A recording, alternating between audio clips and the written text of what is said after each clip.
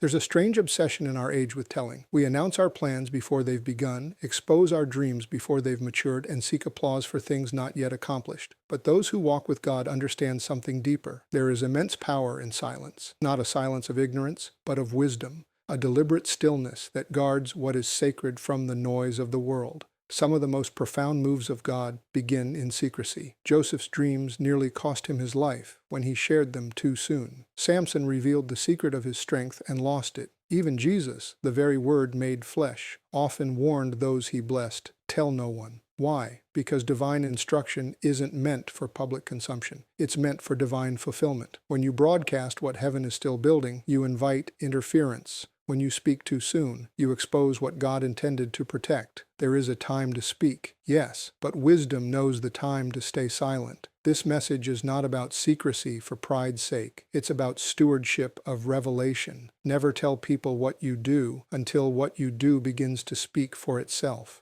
There is a kind of wisdom that speaks louder in silence than in speech. The world has trained us to equate visibility with success, to believe that if others do not see what we are doing, our efforts are somehow insignificant. But those who walk closely with God understand that the most powerful truths are often hidden, that genuine strength does not demand to be noticed. The power of hidden wisdom is not weakness, it is divine strategy. It is the art of knowing when to speak and when to guard what God has entrusted to you. There are things that are sacred, things that lose their value when they are prematurely exposed. When you tell too much, too soon, you give away the mystery that gives your calling its strength. Every revelation from heaven comes with a responsibility to protect it. Some call it privacy, but in spiritual terms, it is stewardship. The scriptures remind us that even in creation, God works in silence before the manifestation. Before light broke through, the Spirit of God was moving quietly over the waters. Nothing was seen, yet everything was in motion. That is the nature of divine wisdom. It operates unseen until the appointed time. Those who understand this principle learn not to fear the quiet seasons or the hidden processes. They know that God does His best work away from human applause. There is a sacred incubation period between revelation and realization, and in that space, silence is your ally. The moment you feel compelled to announce what God is doing in you, stop and ask, is this the time, or am I still in the making? Hidden wisdom is not about deception, it is about discernment. It recognizes that not everyone around you is ready to hear or handle what God is preparing in you. The immature seek validation through revelation, but the wise understand that secrecy is often the shield of destiny. Consider the craftsman who covers his unfinished sculpture. He does not do this out of shame, but because the beauty of the work can only be seen in its completion. The same is true of your purpose. You are a work in progress, and to reveal prematurely what God is still shaping is to risk misunderstanding, mockery, or even spiritual sabotage.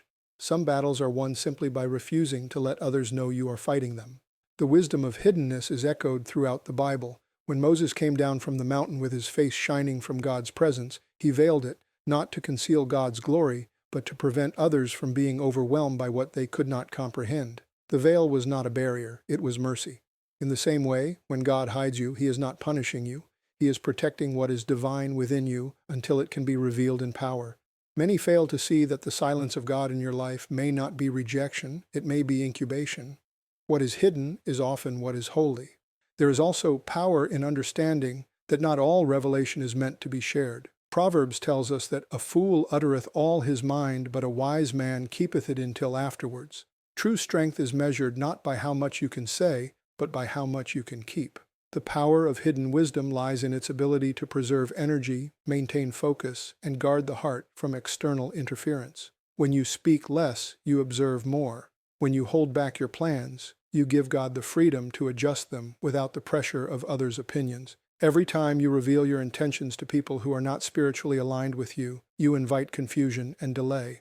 The world teaches us to promote ourselves, to brand ourselves, to make our names known. But in the kingdom, God promotes the humble and reveals the hidden. The one who learns to work quietly becomes unstoppable because their source is unseen. Think of David tending sheep, unknown, unnoticed, yet chosen. When the time came, God brought him into the light, not because he sought it, but because he was ready. The power of hidden wisdom is that it allows God to reveal you at the right time in the right way to the right people. When you choose silence, You are not suppressing yourself. You are submitting yourself.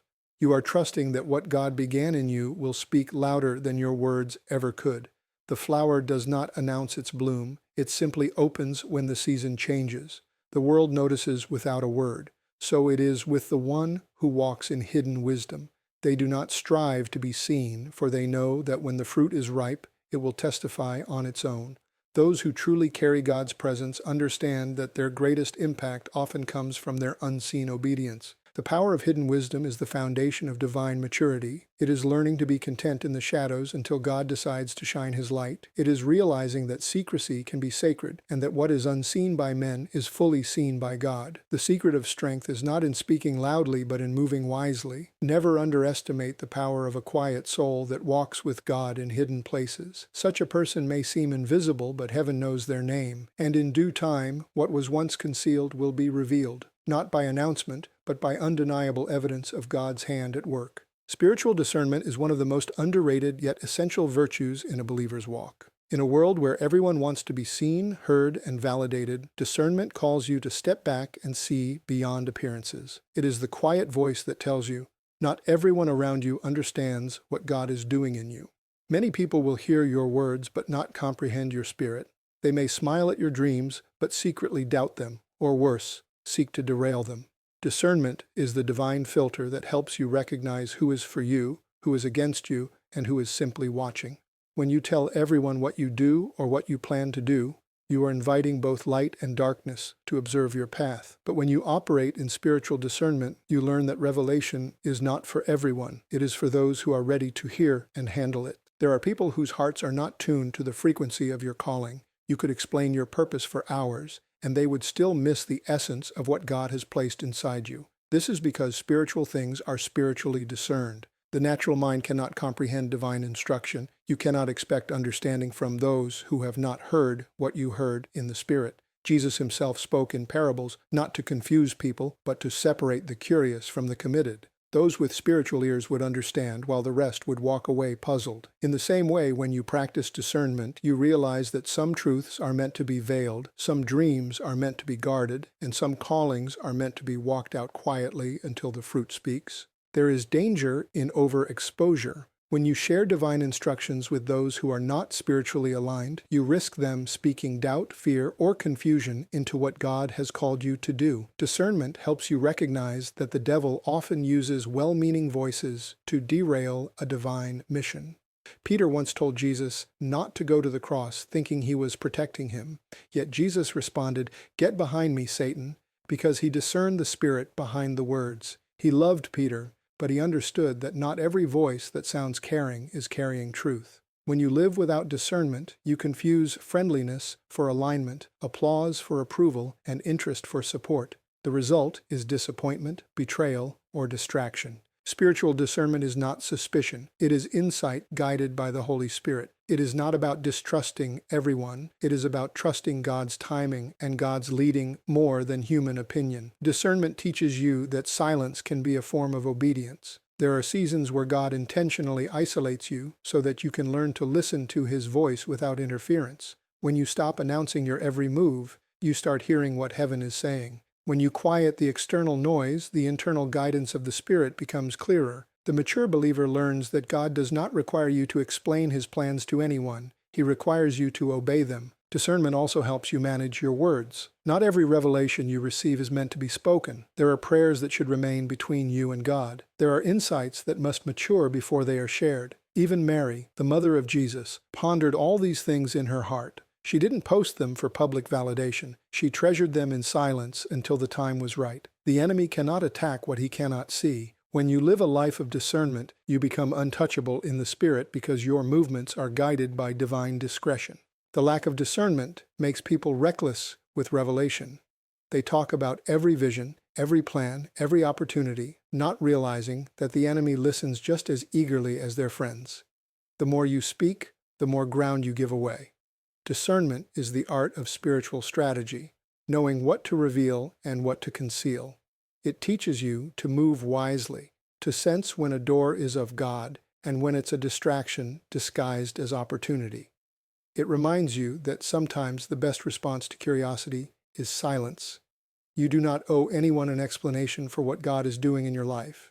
When you walk in discernment, you find peace in being misunderstood. You no longer crave validation from those who cannot comprehend your path. You no longer feel the need to justify yourself because you understand that revelation is progressive. What others mock today, they will respect tomorrow. Discernment shifts your focus from proving yourself to trusting God's process. It teaches you to observe quietly, act deliberately, and speak only when the Spirit leads. You stop explaining your calling to those who are blind to it and instead allow your fruit to testify in due season. Spiritual discernment over self-disclosure is a mark of maturity. It is the difference between a believer who is reactive and one who is strategic. It is the ability to hear God above the noise of human opinion. When you learn to discern, you realize that silence is not weakness. It is wisdom. It is the place where revelation grows roots and purpose gains strength. The less you explain, the more you trust. The more you trust, the more clearly you hear.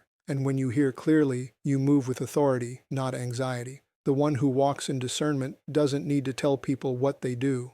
Their presence, peace, and fruit make it evident that God is with them.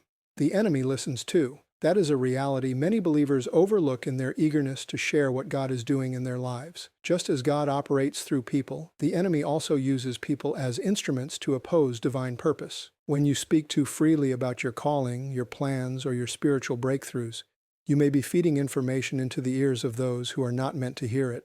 The spiritual realm is not a neutral place. It is active, alert, and always listening. The enemy is not omniscient, but he is observant.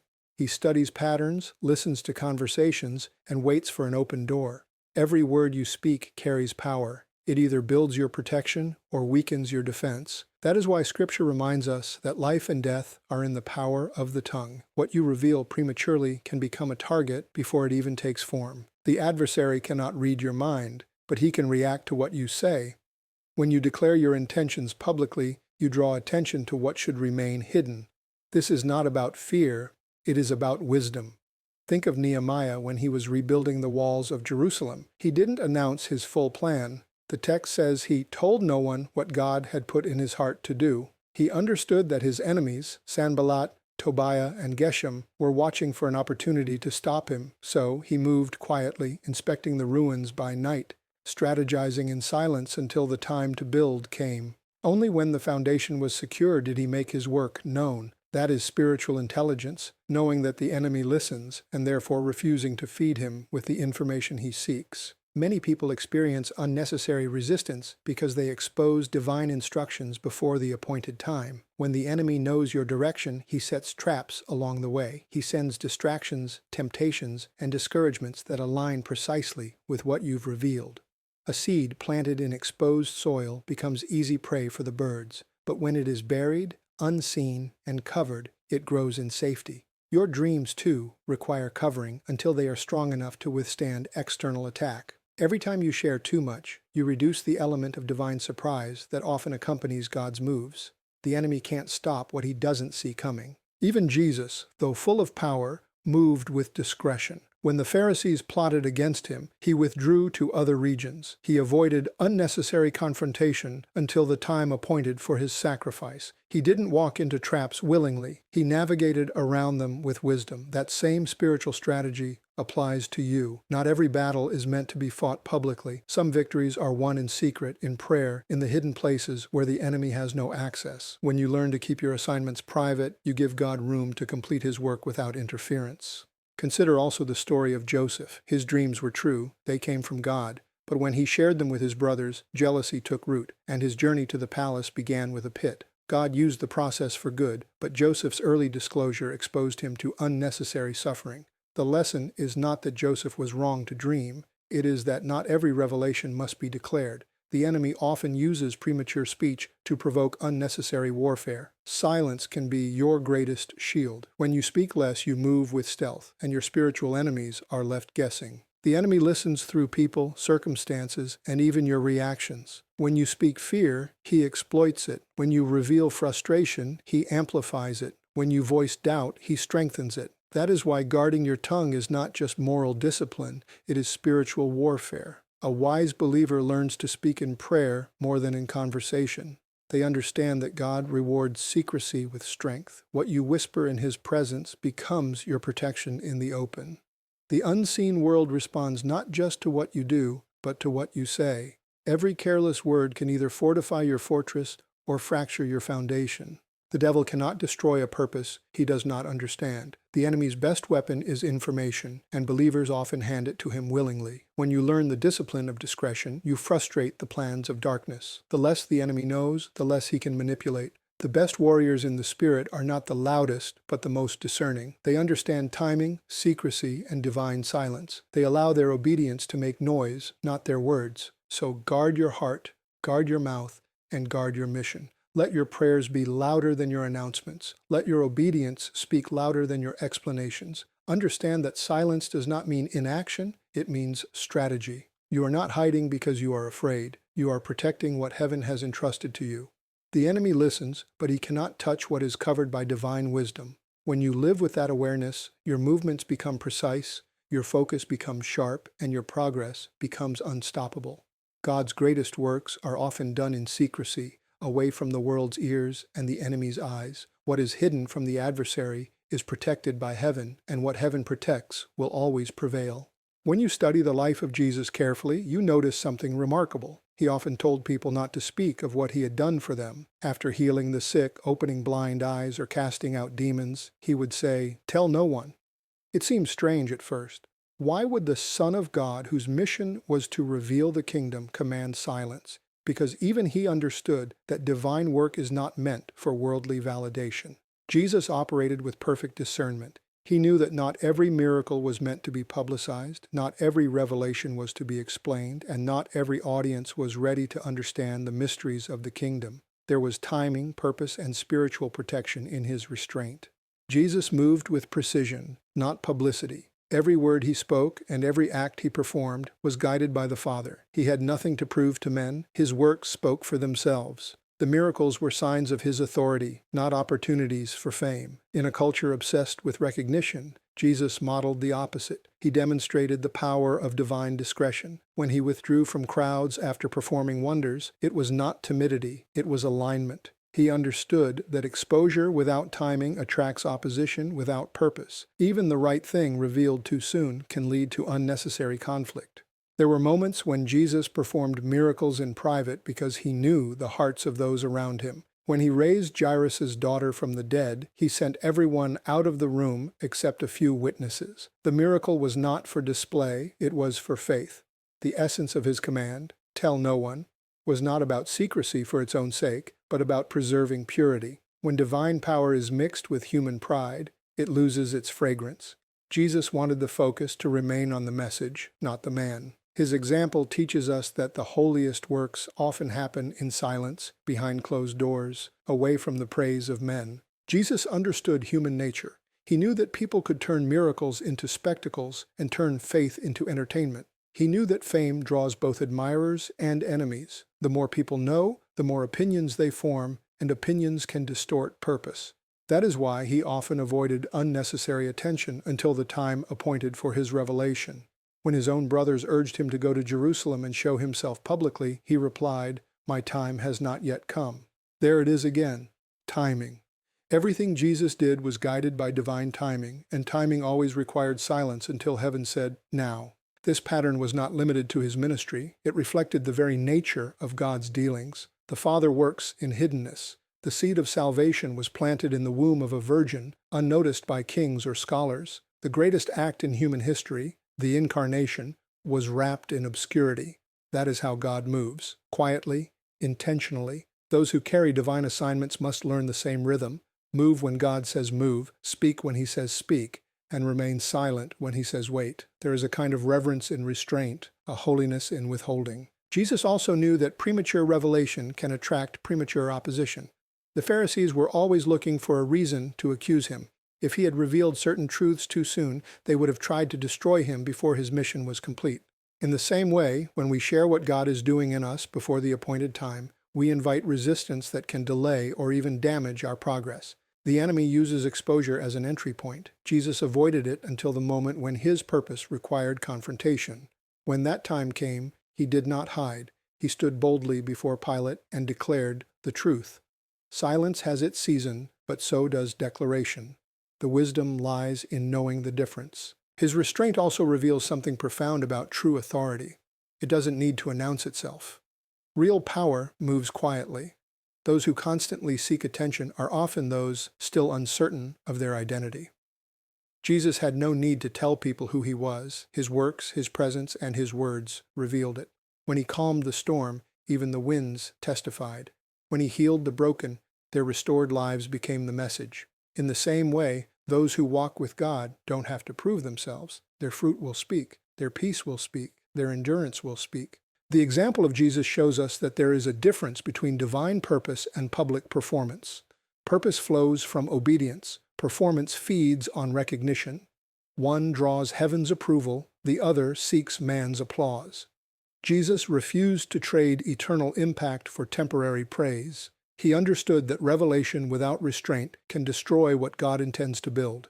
His pattern is clear. Let God be glorified in his time, not yours. When you walk in this understanding, you become unshakable. You no longer chase attention, you wait for divine unveiling. You no longer explain yourself. You allow the evidence of God's hand to do the speaking. The life of Jesus teaches us that there is tremendous strength in silence, sacred power in hiddenness, and holy timing in revelation. When you let God determine when and how your purpose is revealed, you align yourself with his rhythm, and nothing, no enemy, no delay, no misunderstanding can stop what he has ordained. The desire to be understood, recognized, and appreciated is deeply human. From childhood, we crave affirmation, to be seen, to be heard, to be told that what we are doing matters. Yet when it comes to walking with God, the need for validation becomes one of the most subtle and dangerous traps of all. The danger of validation lies not in being recognized, but in needing to be recognized. When your sense of worth becomes dependent on how others perceive your work, you lose the purity of your purpose. The need to explain, to justify, or to prove what God is doing in you often reveals not strength, but insecurity. The mature believer learns that true identity is established in God's affirmation alone. When you know who sent you, you no longer need everyone to understand why you've come. Validation is seductive because it feels good. It feeds the ego. It gives the illusion of progress. But there is a vast difference between recognition and confirmation. Recognition comes from men, confirmation comes from God. One flatters your pride, the other strengthens your faith. Those who hunger for validation will often share too much too soon, seeking approval instead of obedience.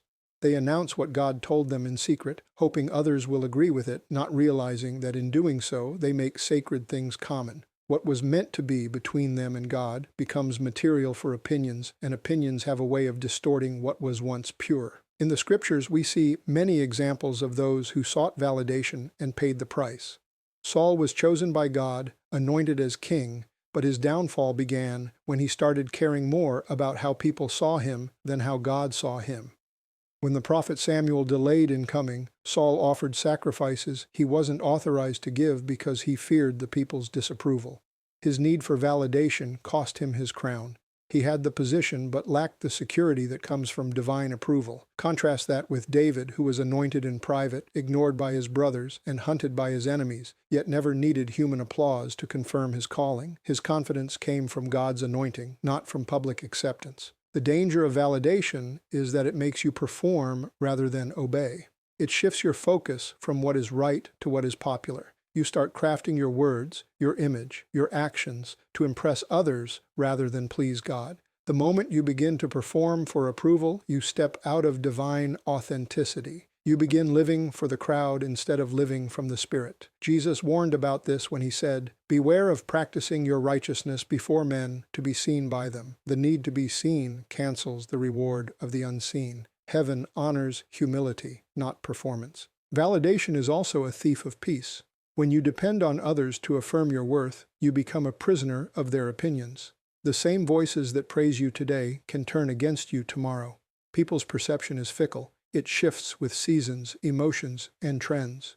If your stability rests on their applause, you will crumble when their silence comes. But if your worth is anchored in God's approval, you can endure any misunderstanding. You can be overlooked and still secure, rejected and still confident, unseen yet completely known by the one who matters most. One of the greatest signs of spiritual maturity is the ability to move without applause, to keep building when no one notices, to keep praying when no one thanks you, to keep serving when there's no recognition. Heaven keeps record of what the world ignores.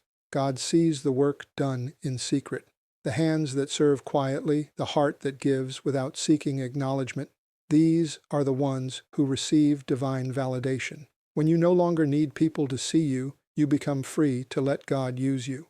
The need for validation also reveals impatience. It says, I want people to see now what God is still developing. But God often hides you to prepare you. He allows silence to refine your motives. The hidden seasons are not punishment, they are purification.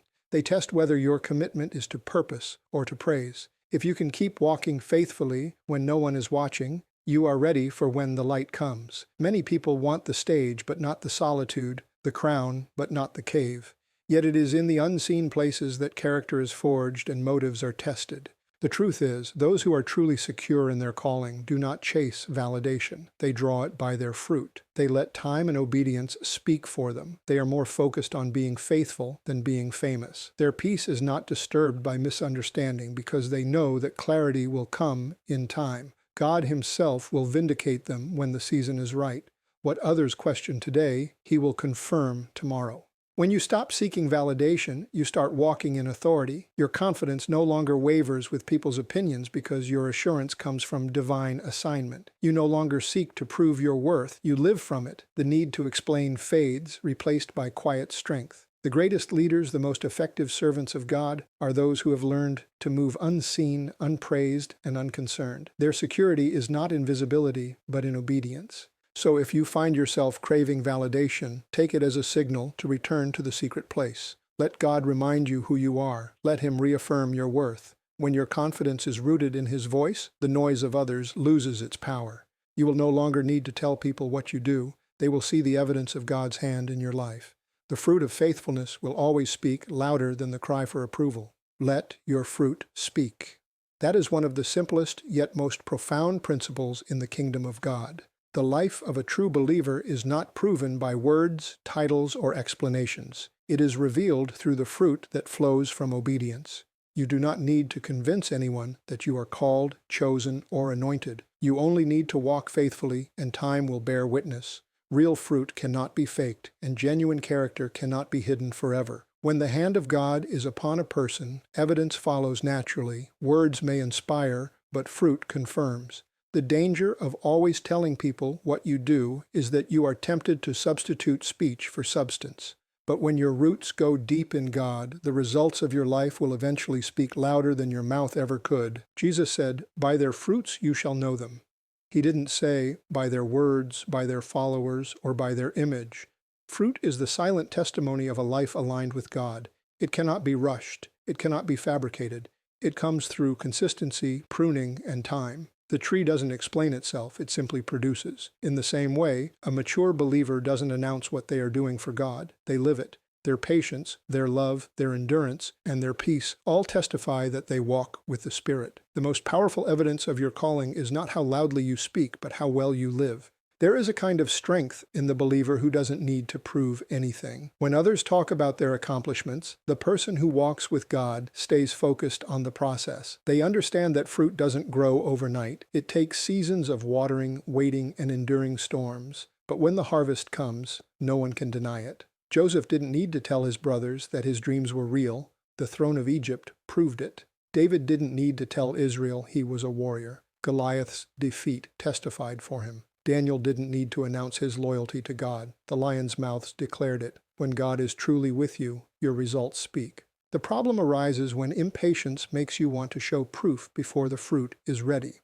Many people destroy what God is growing in them because they pick it too early. They want to be seen before they are seasoned.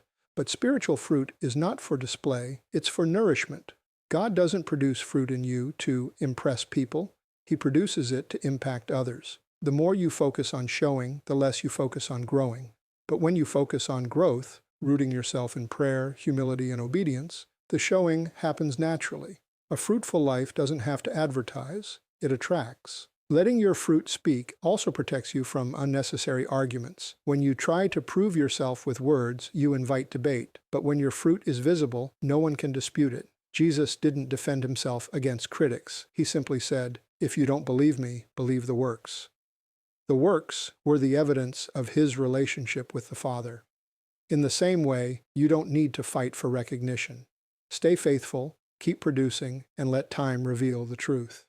People can doubt your intentions, but they cannot deny your fruit. Fruit is not only about achievements, it's about character. Love, joy, peace, patience, kindness, goodness, faithfulness, gentleness, and self-control. These are the true marks of spiritual maturity. You can impress people with talent, but only fruit reflects transformation. The world listens more to how you live than to what you say. A kind word, a steady spirit, a forgiving heart, these speak volumes about who you belong to. When you remain calm in chaos, grateful in lack, and steadfast in adversity, you preach a silent sermon more powerful than any speech. There will be seasons when it seems no one notices your effort. You may be serving quietly, giving generously, working faithfully without recognition. But remember, God sees every seed you plant. The fruit may not appear immediately, but it is forming beneath the surface. When the time comes, it will emerge, visible, undeniable, and abundant. Every unseen act of obedience builds roots that will later sustain visible fruit. Don't rush the process. The tree that grows slowly often lasts the longest. Letting your fruit speak also requires humility. You must be content to let God get the glory. When people see the evidence of your life, they should be drawn to Him, not to you. The fruit is the proof of His presence, not a trophy for your pride. The mature believer understands that fruit is not self-made, it is spirit-grown. You cannot produce lasting fruit without abiding in the vine. Jesus said, "Apart from me, you can do nothing." The moment you disconnect from the source, your fruit withers. The moment you stay rooted in Him, your life multiplies beyond measure. In the end, the greatest testimony you will ever give is not your explanation, it is your evidence. When people look at your life, they should see transformation, consistency, and grace. They should see a person who doesn't just talk about faith, but walks it out daily. You never need to tell people what you do when your fruit speaks for you. Keep sowing in silence, keep serving in love, and keep trusting the process. In time, your fruit will speak in ways your words never could. And when it does, all glory will belong to the one who made it grow. There is a mystery in silence that the world does not understand. People often mistake quietness for weakness or inactivity, but in the kingdom of God, silence is one of the most powerful spiritual tools. God Himself operates in silence. The greatest movements of heaven often begin in stillness, when no one is watching, when no one hears, when no one understands. The mystery of silence is that it conceals divine activity. While others see nothing happening, God is working behind the curtain of your life, aligning circumstances, shaping character, and preparing revelation. Those who learn to embrace silence walk in a deeper rhythm with God because they no longer need the noise of validation or the comfort of explanation. They trust that even in the quiet, God is speaking. When God is silent, it doesn't mean He is absent. His silence is often a signal of construction, not abandonment. Before every manifestation, there is a hidden season where God builds foundations that cannot be seen. Just as a seed breaks beneath the soil before it ever sprouts above ground, your growth begins in secret. The unseen process is just as important as the visible outcome. That is why those who truly know God learn to value obscurity. They understand that silence is not punishment, it is preparation. It is the sacred space where noise dies and faith matures. There are moments when God intentionally hides you. You may feel invisible, overlooked, or forgotten, but that hiding is divine protection. If you were revealed too soon, the weight of visibility would crush what is still developing inside you. God hides you to preserve you. He silences you to strengthen you. The world might not hear your name, but heaven knows your work. The hidden life is where power is born. Jesus spent 30 years in silence before 3 years of ministry. Those silent decades were not wasted. They were the foundation of His authority. The hidden season is where God teaches you to depend on Him alone, where your motives are purified and your roots go deep. The mystery of silence also teaches you to listen. We live in a world obsessed with noise. Voices, opinions, distractions, endless chatter. But in silence, you begin to discern the still small voice of God. He rarely shouts, He whispers, and only those who quiet their surroundings can truly hear Him. Silence sharpens your discernment. It teaches you to distinguish between your emotions and His direction. The more you talk, the harder it becomes to hear, but the more you listen, the clearer His voice becomes. Those who walk closely with God often speak little because they are always listening. There is also a spiritual authority that comes from silence. When you no longer feel the need to defend yourself, justify your calling, or prove your worth, you step into divine confidence. Jesus stood before His accusers and said nothing. His silence wasn't weakness, it was wisdom. He knew that truth doesn't need defense, it only needs time. God Himself will vindicate you when the moment is right. Silence is not surrender, it is strategy. It confuses the enemy because he feeds on reaction. When you respond to every attack, you drain your strength, but when you stay silent, you remain in control. The devil doesn't know what to do with a believer who refuses to speak out of fear or frustration. The mystery of silence also reveals how God works through stillness. When Israel stood trapped between Pharaoh's army and the Red Sea, God told them, "Be still and see the salvation of the Lord." Sometimes the greatest act of faith is not to move, not to fight, not to speak, but to stand still and trust. Silence is not inactivity, it is spiritual focus. It is choosing to let God move instead of forcing your own hand. Every breakthrough begins in surrender, and surrender often looks like silence. When you learn to live quietly before God, you become untouchable in the Spirit. The enemy thrives on noise, but he cannot interpret stillness. The more silent you are, the less predictable you become. The more hidden your movements, the harder it is for the adversary to interfere. Silence is a shield. It protects divine plans until they are ready to be revealed. God's greatest works have always begun in silence. A baby born in a stable, a Savior resurrected in a sealed tomb, a church empowered in an upper room. None of these began with noise. They began with quiet obedience. The mystery of silence transforms your perspective on waiting. You stop seeing delays as denials and begin to recognize them as divine timing. Silence becomes your teacher, your companion, your proof of maturity. You learn that revelation does not always come in thunder or flame. It often comes in the whisper. You learn that being hidden is not the same as being forgotten, and that quiet seasons are sacred seasons. When you embrace the mystery of silence, your life becomes deeper, not louder. You no longer rush to explain, you rest in what you know. You stop announcing your progress, you let your fruit speak. You stop seeking attention, you let God bring the spotlight in His time. Silence is where faith grows roots and where strength finds its voice. Those who master the art of silence walk with divine authority because they are not distracted by noise. They are guided by the whisper of God. And when the time comes for your revealing, there will be no need for explanation. The evidence of God's hand on your life will speak louder than any words ever could.